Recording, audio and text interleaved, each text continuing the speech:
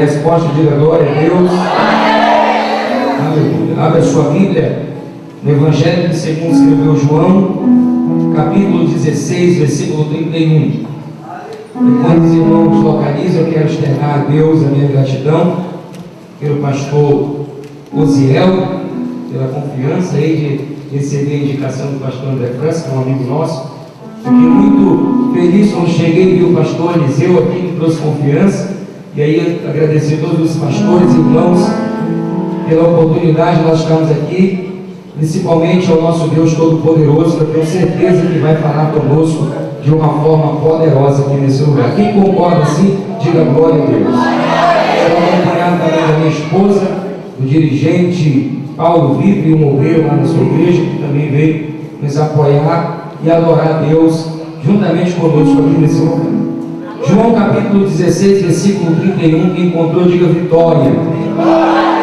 A Bíblia diz assim: respondeu-lhe Jesus, credes agora?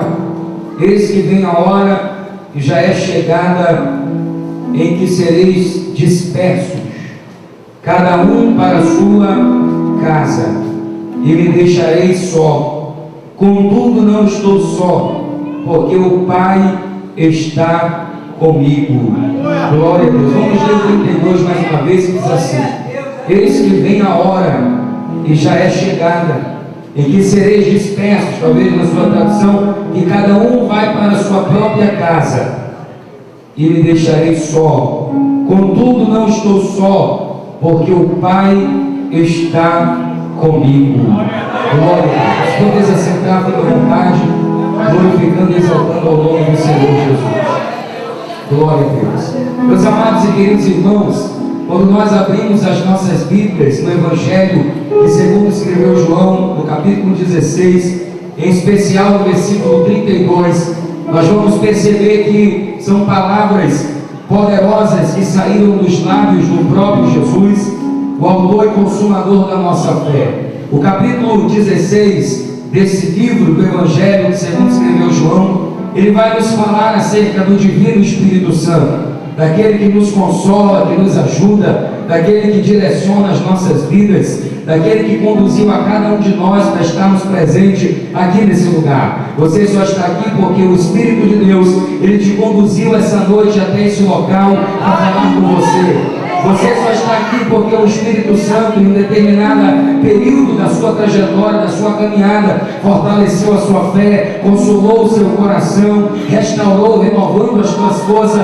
Você não ficou para trás, você não ficou na beira do caminho, porque o Espírito Santo é teu amigo e pegou na tua mão e te disse: meu filho, continua, avança, porque eu estou contigo. Meus irmãos, o capítulo 16 do Evangelho que segundo escreveu João, ele vai nos falar acerca do Consolador, do Espírito Santo, daquele que iria substituir Jesus. É necessário que eu vá, senão outro Consolador não virá a ele, quando vir vos guiará em toda a verdade.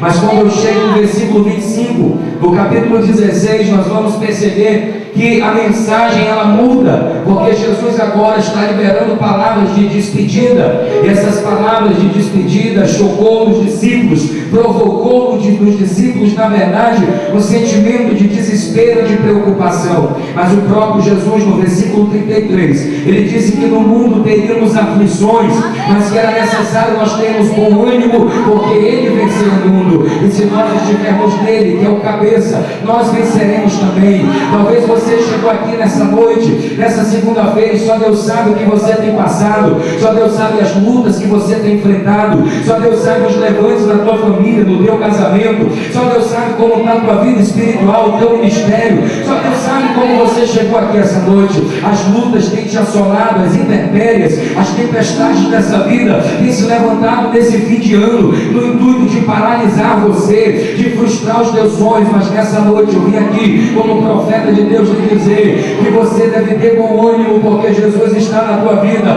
e se Ele está na tua vida, o teu casamento não vai ser destruído. Se Jesus está no comando da tua história, o teu ministério vai chegar do outro lado, você vai superar, você vai enfrentar essas oposições de cabeça erguida, porque você não é um vencedor. Na pessoa de Jesus nós não somos vencedores, mas segundo Paulo em Romanos capítulo 8, versículo 37, nós somos mais do que vencedores em Cristo Jesus. E se essa noite, a noite da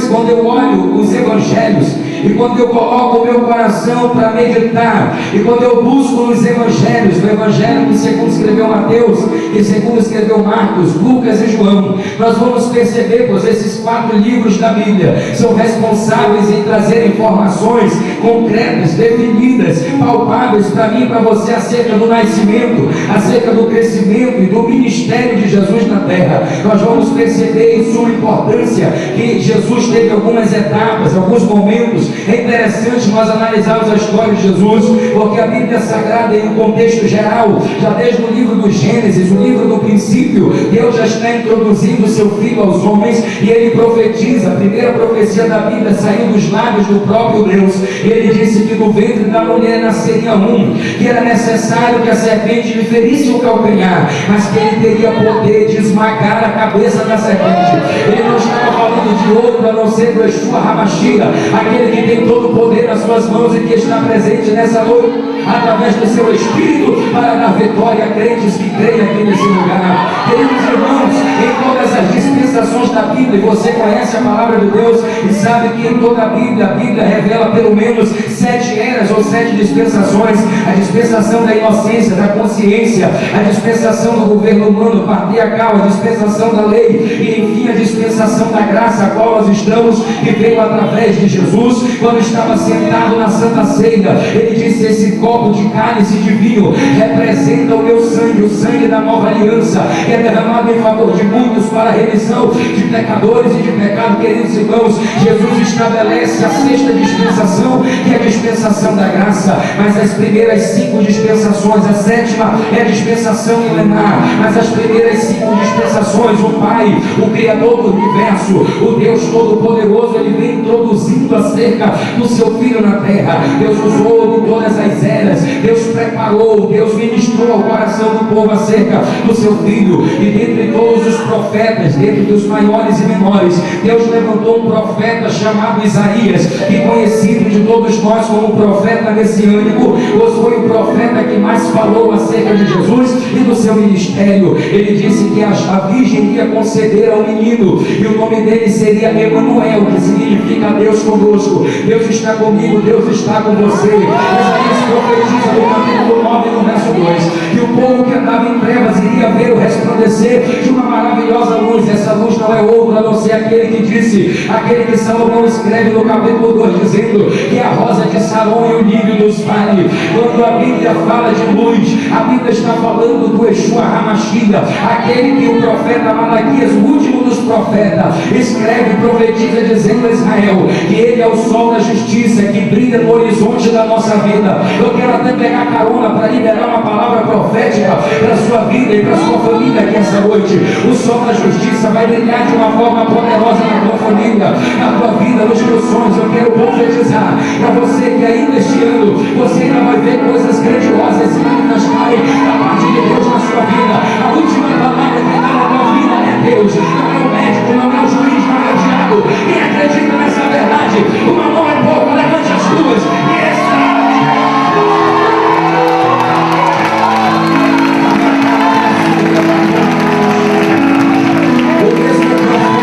O profeta Isaías também profetiza no capítulo 9, no verso 6, que o menino ia nascer. É verdade, nasceria de Maria, mas o filho quem ia dar era o próprio Deus. Ele diz assim: o menino nasceu e o filho se nos deu, os principados estão sobre os seus ombros, e o seu nome é maravilhoso, conselheiro, Deus forte, Pai da eternidade e príncipe da paz. Esse é o nosso Cristo. O nosso Cristo não está morto, mas está vivo. O nosso Cristo está sentado à direita de Deus Pai, intercedendo por nós aqui. O seu Espírito está no meio dessa igreja, está na minha vida e na sua vida. E se você crê, o maravilhoso vai fazer coisas maravilhosas. O conselheiro vai instruir a tua vida, porque desamparado você não vai ficar, porque você é propriedade exclusiva de Deus. O Deus forte nessa noite vai fortalecer os fracos, vai alegrar os tristes, vai levantar os caídos. Ei, querido, o príncipe da paz vai manifestar a sua paz sobre esse lugar, sobre a cidade de Manaus, o estado do Amazonas, sobre a minha vida e sua vida.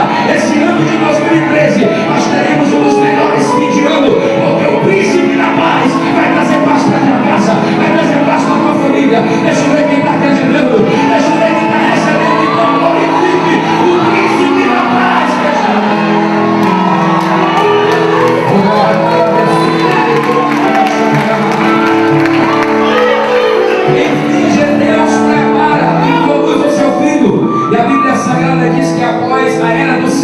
silêncio, aonde depois de Malaquias 400 anos houve um silêncio de Deus, e nós conhecemos, e por isso eu ganho tempo. Nós percebemos, amados e queridos irmãos, que quando Deus foi introduzir Jesus na terra, Ele se utilizou de pelo menos 3 recursos. O primeiro recurso foi o poder romano. Deus se utilizou do poder de Roma, porque Roma trouxe benefícios para Israel na época de Jesus. As estradas estavam liberadas para quem quisesse ir e quem quisesse vir, e isso facilitou demais a divulgação e a propagação do Evangelho através do Filho de Deus. O segundo recurso que Deus se utiliza foi a religião judaica. Deus também se utilizou da religião judaica para introduzir o seu Messias, o seu Filho na terra. E o terceiro recurso foi o idioma universal, o grego, porque o grego todos conheciam, todos falavam, eram obrigados por lei, todos naquela época soubessem ou tivessem noções do grego. Isso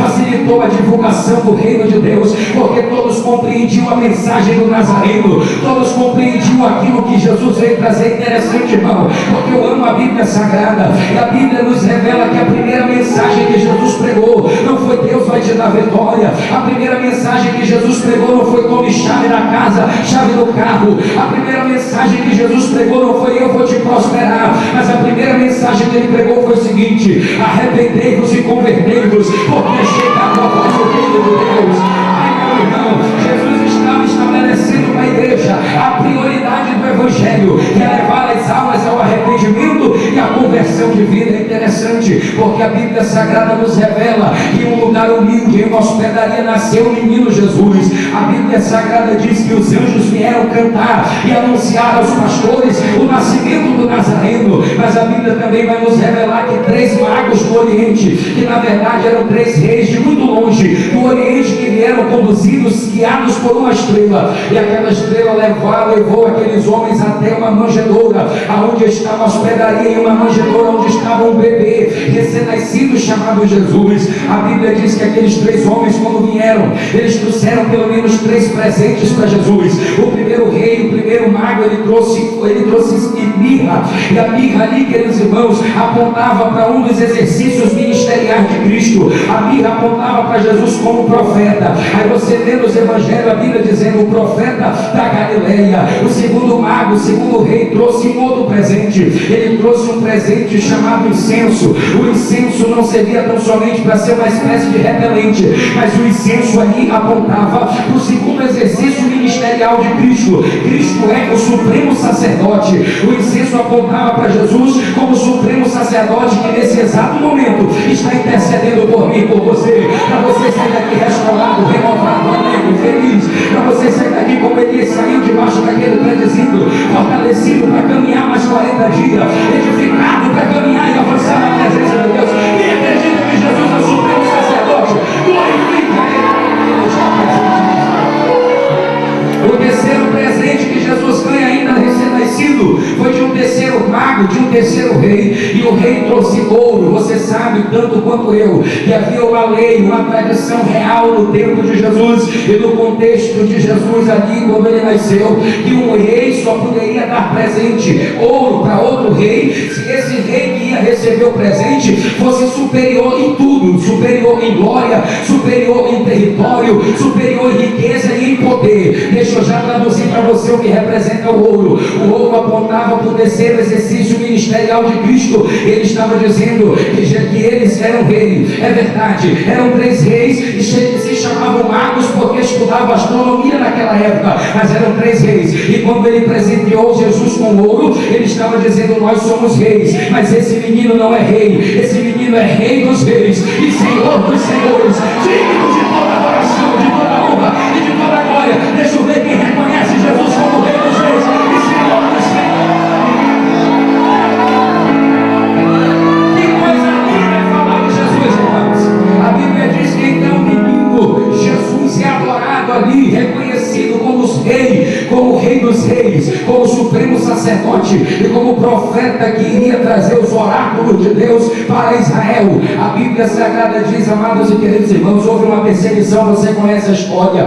A Bíblia diz que depois houve um silêncio e Jesus já se manifesta no templo tendo 12 anos de idade. A Bíblia diz que os seus pais lhe trouxeram como tradição judaica. Quando o menino completava 12 anos, os seus pais lhe deveriam levar ao templo para ali fazer o seu primeiro sacrifício e ter a oportunidade de ler um trecho da Torá bíblica. Mas a Bíblia diz que 3 dias e 3 noites os seus pais caminharam sem perceber que estavam com ele. E muitas das vezes nós estamos assim, estamos há dias sem Jesus pensando que Jesus está, estamos há meses andando pensando que Jesus está e Jesus não está. Quando no 3º dia eles perceberam, cadê Jesus? Voltaram para Jerusalém, procuraram em todos os lugares, não encontraram. Quando eles foram no templo, eles encontraram Jesus com 12 anos de idade, falando acerca do reino de Deus. O detalhe era que a sua plateia, os seus ouvintes, eram os doutores da lei, os teólogos da época estavam de boca aberta, ouvindo a sabedoria de Deus encarnada,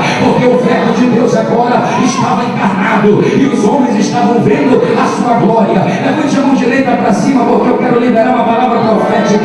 Eu profetizo na autoridade do nome de Jesus, que a glória de Deus vai se manifestar na tua casa, que a glória de Deus vai se manifestar na tua vida, que a glória de Deus vai se manifestar no teu ministério, que